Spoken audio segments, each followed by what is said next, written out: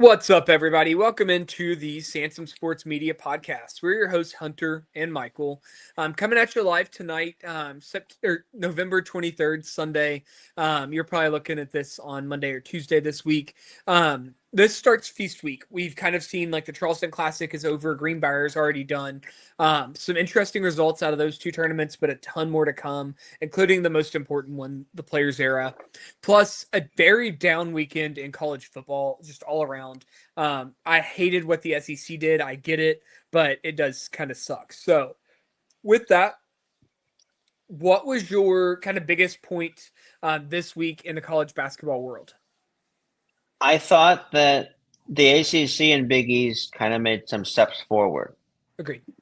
in the past, I don't know, 2 to 3 days, so to speak. And it's not just things like, Duke and Louisville winning. Those are kind of expected in a way. Correct. Yeah. But it was things like Clemson coming back to beat West Virginia. That was important. Yeah. Wake Forest, that incredible shot to beat Yes. Memphis to win that game. Yeah. And Memphis, well, if we end up talking about them, they're in some hurt. Yeah. But overall, that was a pretty good day, even with Stanford losing to Seattle. And honestly, do we really expect Stanford to be a tournament team? I don't. No. But I mean, So- like you mentioned, especially Clemson. I mean, both of those games that they played this weekend could have gone the other way. And Yeah. they could have been staring down the Right. barrel of an 0-2 week and really putting themselves in a position to miss the tournament altogether. But now they're in a really good spot. Yep. They didn't play Saturday at all, but today, I don't know what's going to happen with Boston College. They're down to Tulane, but I don't know that it's really going to matter all that much in the grand scheme of things. I think that goes right with Stanford there. Yeah. Yeah. Clemson getting the win over Georgia, that was terrific. Duke was Duke. Virginia losing to Butler, not great, but that's more good for the Big East than it is anything else. Well, and that honestly, and same thing with Clemson, Georgia. Those two were kind of going on at the same time this afternoon. Both of those felt like tournament level teams playing against each other, and were honestly just both really fun games to watch. I will say though, Pittsburgh losing to Quinnipiac, that is bad. That is very, very bad. Yes. They are now having lost 3 out of 4, and West Virginia is not bad. Obviously, Central Florida isn't either, and obviously losing what's probably going to be at best a quad 3 game to Quinnipiac, probably quad 4. It's not like they just play, Duke. Agreed. Houston and whatever. This is not, you shouldn't have gone 0-3 in those games, and you probably shouldn't have even gone 1-2. In all likelihood, you want to be a tournament team. Exactly, because I don't think any of those 3 were necessarily tournament teams. Especially with West Virginia coming up short after that. Yeah. To Clemson and everything. Yep. So Pitt's got Ohio State next. We'll see. And Texas A&M, we'll get to the SEC at some point, but Villanova, it's not great what they have left. And let's put it this way, the odds are against them at this point. Correct. But in good news, you've got a team like Wake, who was kind of in that same bucket of we didn't know where they were going to go. Right. Wake Forest is doing good things and putting themselves in a position to make a tournament bid. I know they came up short in their first game this week, but they did beat Memphis on a baseball pass, full court length type of thing. Incredible. I mean, you never see it. The fact that they had video footage from practice the day before practicing it was even more fun to watch. But just absolutely incredible from Miles Colvin, in front of all of the Purdue fans as well after he transferred out, which was really cool. Memphis might really regret that one. Memphis is really regretting that one, and the UNLV game are really going to hurt them, both of those. Yep. All right. You mentioned the Big East as well. Let's turn our attention to them a little bit. Yep. What are your thoughts? Xavier beating West Virginia today. I did not see that coming. I expected Xavier to lose by about the same margin that they won by. Xavier ended up winning. Sorry, I had the wrong screen. 78-68. Yep. They hit 16 threes, which is their second time of doing that this year. But not even necessarily the biggest win of the day for the Big East.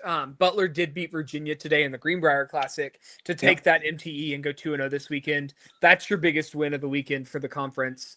Butler's starting to look like a tournament team. I'm not going to say that they're clearly going to make it, but they're better than Marquette. They're probably on the same level as a Creighton or Georgetown right now. Providence getting the win over Penn State was nice. I don't know how much that's going to go long term, but it sure is better than losing it. Had they lost that, it would have been much, much worse than what it is right now. Also, I want to call out Marquette. I know I just mentioned them. They only beat Central Michigan by 14. That was a close game with like 10 minutes left. I was actually tuned into it over football because the football slate just wasn't great. And Central Michigan just lost to Northern Kentucky by like 20 plus at home. Yeah. And then Marquette struggles with them. It's not a good look for Marquette at all. No. Central Michigan's wins are Appalachian State and Coppin State. Yep. So not great. And, I mean, Marquette doesn't have bad losses, but Agreed. what, At some point, you have to have good wins to balance out the good losses. Yeah, you have losses to Indiana, Maryland, Dayton. Two of those three teams, we don't even know if they're tournament teams. Correct. They got Oklahoma, Wisconsin, Purdue left in non-conference at least. Yeah. They certainly can't go 0-3 in those three. Agreed. They probably got to go 2-1 if I'm being honest. Yeah. I don't know. I mean, this after they lost MTE in Chicago, if they win one of those and go on further, but I don't even know how good Oklahoma is. Agreed. Yeah. So they're in a world of hurt at this point. Yeah. Some of the big guys for the Big East were off this weekend, but Creighton and St. John's are both in the Players Area Festival that'll be kicking off tomorrow. It's going to be a big week for the conference as a whole. It's going to be a big week for all the conferences, but especially the Big East and the ACC. NC State being in Maui, they really need to go out there and just win the entire tournament. For the Big East, both Creighton and St. John's need to look good. And I'm not saying they need to go out and dominate or win all three times they play, but to look good against these teams would be very, very beneficial for them. Yeah. Especially, I mean, St. John's gets Iowa State on Tuesday. Creighton has Baylor, or that was on Monday, sorry. Creighton has Baylor on Monday. And then Creighton gets Iowa State. St. John's gets Baylor on Tuesday. Huge games for both conferences there. Yeah. You don't want to go 0-2 there with both of those. Correct. And the Big 12 has looked like the best conference in basketball so far. I know we're not the Big 12? The Big 12. Okay. 12. Okay. Top to bottom, the bottom of both the Big 10 and the Big 12 are very weak. They're very, very poor. But, I mean, Cincinnati impressed me on Friday night. Yeah, they lost, but they held Louisville to their season low. They held them to just 28 points in the first half. Like, they looked really good at what they were doing on Friday. They just couldn't have enough offense to keep up, which has been common for Wes Milner. BYU has been really impressive. Agreed. As has Arizona. And I probably wouldn't be calling them the best conference in the country if they didn't have Arizona. Arizona, I mean, it's carried a lot of the load. And right now, on what is this, November 23rd, they have the best resume in college basketball. They would be the one overall seed if I were putting out a seed list right now. Yes, absolutely. No question. So, and, none of them, cheapo wins. I mean, they've been looking really good. Against good we'll see how they do against lesser, because that's been kind of their issues in the past of, playing down to their competition. But so far, so good. Correct. Other than that, the Big Ten, I know we kind of talked about some of the conferences that have been kind of hurting this year, but the Big Ten definitely right up there with the Big 12. The bottom half is a little bit weaker for the Big Ten because it's such a big conference that I'm leaning the Big 12 a little bit, but both are having fantastic seasons. SEC's coming up a clear third right now for me. I think we may have been talking about this on air or off air, I don't remember, but Mississippi State, Texas A&M especially, just really weak to start the year. Even Florida hasn't looked all that good. Agreed. At times. I agree. So Mississippi State loses to New Mexico and then loses again Did they lose after that? I guess they didn't. Maybe they lost before that, but Let me pull it up here.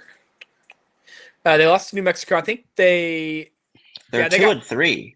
They They got lost to boat Kansas raced by State by Kansas State. 20. Yeah, Yeah. yeah, So it doesn't look great for them. agreed. I don't expect a lot from LSU, Yeah, even though they are 5-0. They haven't really played anyone yet. It's a very empty 5-0 for Yeah. sure. Probably a pretty empty 7-0 with Boston College and Drake coming up. Correct. Yeah. The Drake, I know the Drake matchup is a MTE at the end of the week there, so we'll learn a little bit more about them because I think they'll get a decent matchup in the second game, win or loss there. Alabama Alabama's looked really good. Yeah. Somebody had asked about kind of like fraud alert kind of a thing, and Yeah. Auburn streaks is I see as Screams kind of one fraud of alert. those. Yeah, I agree. That was Andrew Davis. He's a Tennessee fan on Twitter. He asked about that, and I'm sure he'll love that we're calling Auburn out as that team. But I would completely agree. That was who came to mind for me as well. They don't have any good wins. They came close to beating Houston, but they came up short, and they really very, very nearly lost at Bethune-Cookman. Yes. Opening night, right? We'll see how they do coming up. They got Oregon, Michigan, NC State, and Arizona. Yeah. So it would not surprise me. It would not surprise me if after the weekend of 12-6, they're sitting there at 4-5. Agreed. Yeah, it could get ugly quick with that schedule. Bruce Pearl's schedule, not a Stephen Pearl schedule. Yeah, we don't know what his schedule would look like, so I don't think it would look like this, especially year one. Yeah. Another team that I wanted to kind of call out, staying in the SEC, Ole Miss has not looked great to me at all. We talked about Marquette. They were another team that would pop out, but I'm going to exclude them because I think they're pretty clearly just straight up frauds at this point. Ole Miss, while undefeated at 5-0 right now, hasn't really played anybody, struggled a bit against Memphis, ended up beating them by 6. Not a terrible result by any means, but haven't really played anybody outside of that. Beat Austin Peay by 72-65. I'm just not impressed at this point. They get Iowa in their next game in an MTE, so we'll get to learn more about them this week. But another team to kind of keep on the radar there is a fraud. They're going to play Miami in a little bit, but Miami doesn't look that good either. So exactly, yeah. Other than that, I feel like a lot of teams have been kind of what I expected throughout the year. Nova has definitely impressed me out of the Big East. As we mentioned, Arizona has very much so impressed. I haven't been overly impressed with Baylor. Gonzaga is very impressive, but I mean, I've just kind of come to, I don't want to say expect it, but almost expect it at this point. They're in the Players era this week as well, so we'll get to learn more about them coming up. To me right now, 1, 2, and 3 is Arizona, Purdue, Gonzaga in that kind of a jumbled order maybe. Yeah. I think Arizona is probably a clear 1. Yeah. If you're going eye test, you could maybe have that a little bit more murky. But resume-wise, I'd have those two as 1, 2, and 3, probably in the order you mentioned. I still can't believe Arkansas almost lost to Winthrop. Arkansas is another. Sticking with this SEC, Matt, if you're listening to this, you're going to love this. But the SEC has just not impressed me at all. And that those 3 teams have been a big contributor. Why I expected Mississippi State and A&M to have kind of down years, so I'm not as shocked by those. But the other 3 definitely surprised me. The idea was going to be like a 13 or 14 bid league again. Just I never saw it, and I definitely don't see it now. Agreed. Maybe we get to 10 just because we have to fill all of the holes, but the West Coast Conference, Gonzaga's conference, is probably going to steal up 3, if not 4 bids.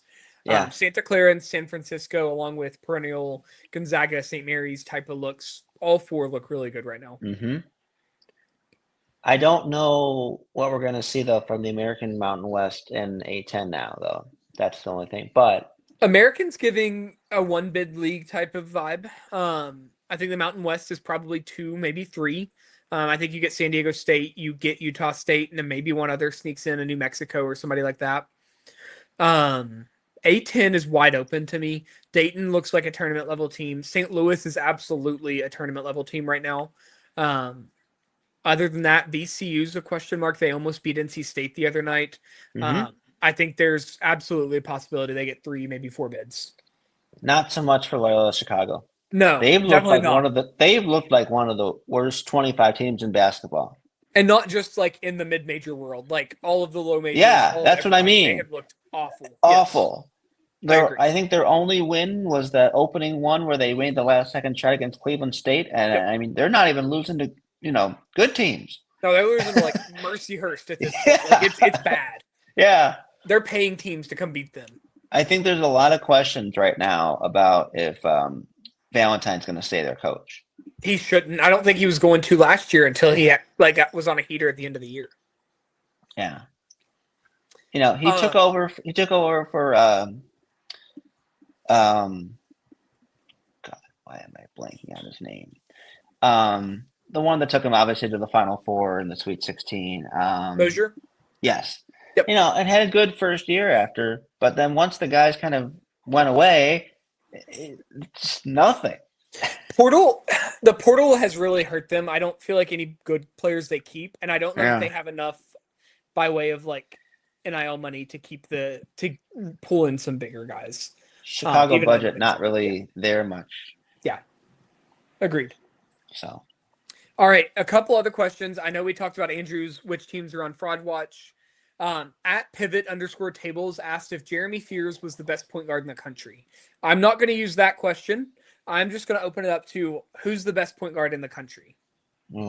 Is it Fears? Is it somebody else? He's certainly one of them. We've seen some pretty good ones. The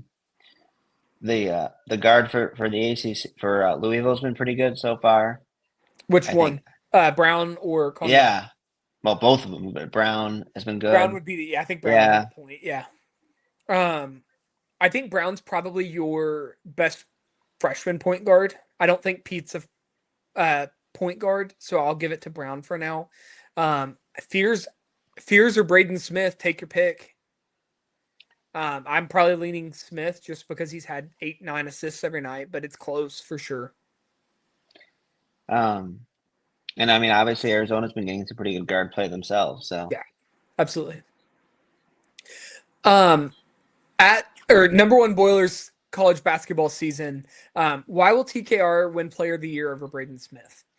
First and foremost, I don't think TKR is going to win Player of the Year over Braden Smith. That being said, I understand why he's saying this because since TKR came back, that team has been on a different level. Who is Purdue's most important player? Is it TKR? Is it Smith? Lawyer? Somebody else? What are your thoughts? Depends on the day sometimes, which is kind of what makes them a good team. Well, and when you had Edie there and like these other teams, they were so one-dimensional that if you could get Edie to stop, you were good.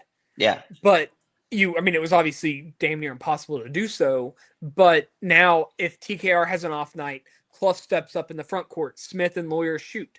Lawyer has a bad night. Smith is there. Omar Mayer, the freshman, can step up and hit some big shots. Like, they're just too deep this year. I'll go with Smith being their most important player, though, just to answer the question. But TKR is absolutely right there with them. Purdue gets to play Iowa State, Marquette, Auburn in non-conference, and they're probably going to win all those pretty easily. Well, Iowa State may be interesting. They should win them all easily, but, that's why you play the games. Yep. I would have expected them to kind of run away, but they almost got beat by Memphis. I know. Wait, was it Memphis? Yeah, Memphis, yeah. If they didn't, self-destruct, they may have had a chance there. Correct. At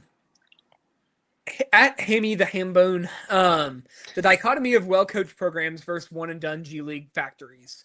Example, he is a Purdue fan, I will say that. Painter just got his 500th win while Kelvin Sampson's floated around. In his words, violating rules, still getting high-caliber recruits. I'm not going to get into if he's violating rules. I know he did it in Indiana. We'll leave that there. There are multiple different ways to win right now, and that's why college basketball is so good at the moment. Yeah. You don't necessarily have the one and done factories like he's calling out. Like that's gone away. Cal at Kentucky would be your example there. Now you've got, I mean, even Duke is bringing in experienced players to combine with their freshmen. It's not a freshman's world anymore. It is a very much so even world throughout. Samson's ability to take a Houston team that came from the American to go to the Big 12 and have this much success is very impressive. Yes. Any way you look at it. Yes. You're not seeing, I mean, is Cincinnati improving? Maybe, but you're not seeing them look like a championship contender every year. Correct. And you're not seeing that from Central. You're not seeing that from Central Florida or SMU, or Colorado or any of them. Yeah, I mean, anybody that transferred in. But to like kind of counter that, Matt Painter's absolutely an excellent coach, and the way that he has built this program is elite and absolutely a great coach. And I'm not trying to take anything away from that. Just there are multiple ways to do it, and Sansom versus Painter, they're both getting player retention. They're both using the portal wisely, and they're both like developing players still. And that's how you win games right now. That's why they're 1 and 2 in the country. Mm-hmm. Those were our 4 questions. We appreciate you guys. With that, any closing thoughts? I mean, it's feast week. We're going to have a whole different landscape when we sit down to record next weekend, whenever that is. Because I would think so. Things are just going to change so much with all of these games. But another thing that's going to change is the college football landscape. Let's move on to a little bit of college football conversation here. Yes. Week 13, snooze fest. There were 2 good games. And that was Mizzou, Oklahoma, USC, Oregon were supposed to be your 2 really big games. BYU, Cincinnati was another one. None of those were even a 1-score game. Nope. And I didn't watch much college football yesterday. I watched some college basketball, got some articles and like some content written out. But just, I mean, why do we have Eastern Illinois and Alabama, Samford and Texas A&M, Charlotte and Georgia? It was impressive that Notre Dame beat Syracuse 70-7. What Ohio State did to Rutgers is impressive, but it's Rutgers. That's the same level as Samford. Yep. So it's just it sucks to see just how poor some of these schedules are, and it's not all just due to scheduling. Right. Yeah. I mean, 1, 2, 3, 4 is 5 probably because the 5 didn't play is going to all stay the same. In fact, number 6 didn't play, so those top 6 will probably stay. And 7-1, so I would expect Oregon to stay. Oregon to stay. USC has been eliminated. They can start, worrying about a different kind of bowl game. Trip to Cancun on the main. Yeah, exactly. Let's see, who was 8? Oklahoma. They're in a very good spot right now. I would say so. You have to think now at 8 that they got LSU next week, and if they win, they're going to be in the college football playoff. You win, you're in. You lose, you're out. I mean, it doesn't get any simpler than that. Alabama's not going to overtake you with the head-to-head. BYU, Miami, Notre Dame are the ones right behind them there. I don't see any of them jumping. Maybe BYU has a case, but that's not enough to drop you out of the playoff. No, Notre Dame and Alabama will stay where they are. Yep. So that's your 9 and 10. Actually, I might contest that. Is there any chance that BYU jumps Alabama? I don't think so. Okay. I don't either. I just wanted to get your thoughts. I am not in the SEC landscape. That's what I wanted to hear you say, because that's exactly what my thoughts are. I would jump. I have BYU ahead. My poll the top 25 poll also has BYU ahead of Bama. It is close though. And also the committee has been very unwilling to jump a team over another when they both won that week. Yeah. I mean, there were several opportunities where they could have moved A&M above Indiana, and they never did. Yep. Maybe as it turned out, maybe correctly, but they just never did. Yeah. In reality, though, I will say 2 and 3 don't matter. No. Because you're going to end up in the same scenario. What I am interested to see is Miami and Utah. Yeah. Utah needed a lot of help to come back and beat Kansas State at home. Gave up like 500 rushing yards or something. Yeah. Like that. Yeah. needed a 2-point conversion, intercept to touchdown to help them. And then While a 50-yard fourth down conversion. Yeah, and Miami, I mean, beat Virginia Tech on the road by 17. I would be very interested to see if Miami moves up a spot to 12 agreed. because Utah is Um, just holding a place. exactly. They're There's no hope for Utah. yeah. There is, in theory, a chance they could get to the Big 12 championship, but if they don't win the championship, they're not getting in. Right. So then you go further down. Vanderbilt's going to stay wherever they are, I think. Texas, I expect to move up ahead of Georgia Tech and USC to 15. Agreed. Vanderbilt, they did beat them, but Texas is 9-3, Vanderbilt 9 is or Texas is 8-3, Vanderbilt's 9-2. I don't know if that's enough to put them ahead to 14. And even if it Agreed. is, how much further are they going to? I mean, they have an A&M, which they need to beat, If but they beat they need A&M, I help. think if they beat A&M, there's a real shot that they jump way up very quickly. Yeah, It would be good for ratings, and that would be a colossal win. I'm really hoping A&M just takes care of that for us. I kind of want to see Texas win and see what they're going to do. Honestly, probably Utah jump up. I don't know. I don't know. Just do something stupid. Yeah, I wouldn't be shocked to see Vanderbilt jump ahead of Utah, and then that way they could put Texas at 15 or 14 and keep Utah in that as that buffer in between the two. yeah. I think those are about all the teams that have a shot outside of the group of five. I do want to mention the ACC is weird. It looks like right now Virginia and SMU control their fate. There is an outside shot that Georgia Tech, Miami, or Duke could get into that ACC championship. If it is Duke, there is a very real possibility the ACC is left out of the college football playoff. Yep. Duke has to obviously win the championship, but it could happen. Mm-hmm. Why do I say that? JMU, North Texas, Tulane are all hanging around right there on that outside of the rankings, right around 25, and all could have very real implications here over Duke. And Houston is almost certainly going to drop out, and Illinois might too. I agree. I think both will. Wisconsin's looked much better since Luke Fickell got that vote of confidence. Very impressed with how they've kind of developed throughout the season. Florida, what a woeful performance. I mean, it was 31-0 going to the fourth quarter. That team desperately needs to hire the right coach. Yeah. Speaking of the right coach, it now is as good a time as ever. Have you heard the drama with Lane Kiffin, Ole Miss, LSU, Florida? I have. Do you think, as we transition, the rivalry week game for them is Mississippi State in the Egg Bowl? He is announcing his decision on Saturday, the day after the Egg Bowl. Do you think he stays or leaves? I think he probably should stay. I agree. He definitely should stay. But LSU is always a tempting offer. I can understand both LSU and Florida because both of them have that tradition. Right. Ole Miss just doesn't Right. have. Yeah. I But struggle. right now, Ole Miss is a better program. Exactly. They're giving you more money. Why would you a short-term payday just doesn't seem to be the reason you should leave in the NIL era.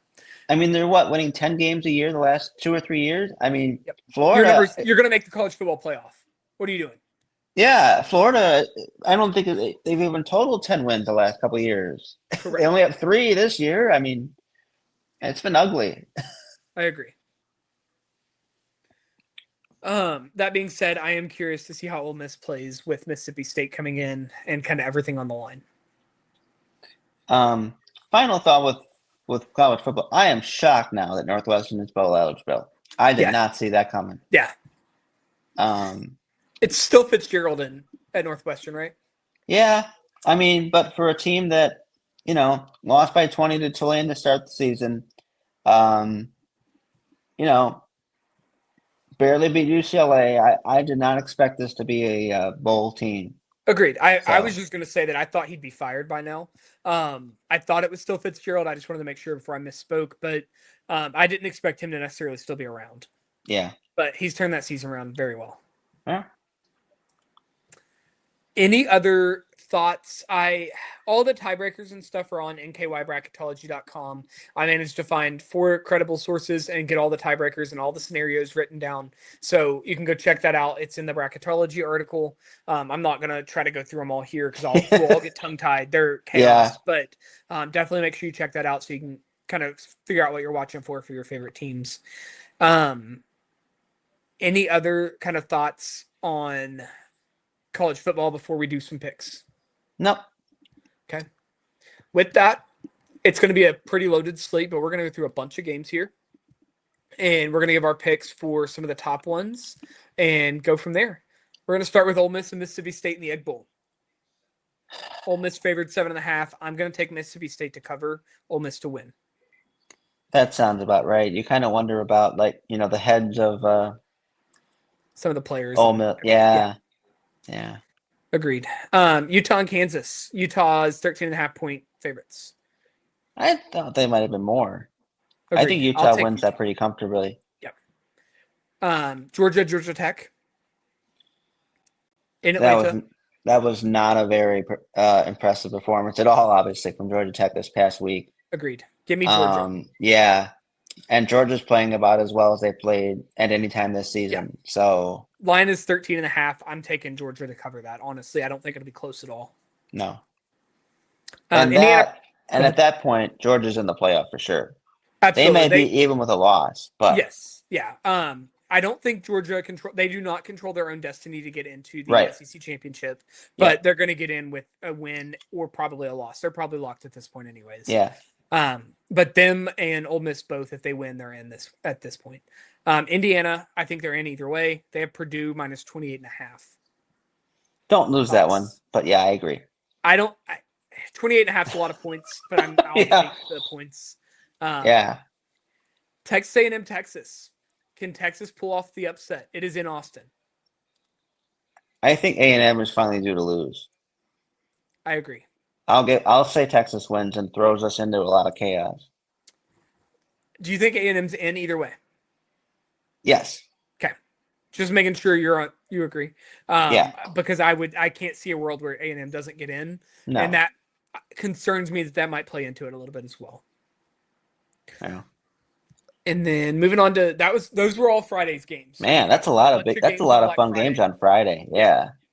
They kick off at noon. The last kickoffs are at 7:30. Moving to Saturday, the game. Ohio State, Michigan. Michigan wins, and Michigan probably gets at least considered for the playoff. Especially if A&M beats Texas. Agreed. Now, if both Texas and Michigan win, that's going to be really tough. Agreed. But the Ohio State win might be the best win of the group. I mean, I don't know that there's a better win in the country you could get.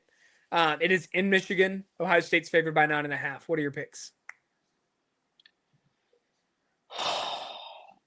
Michigan was actually pretty impressive against Maryland.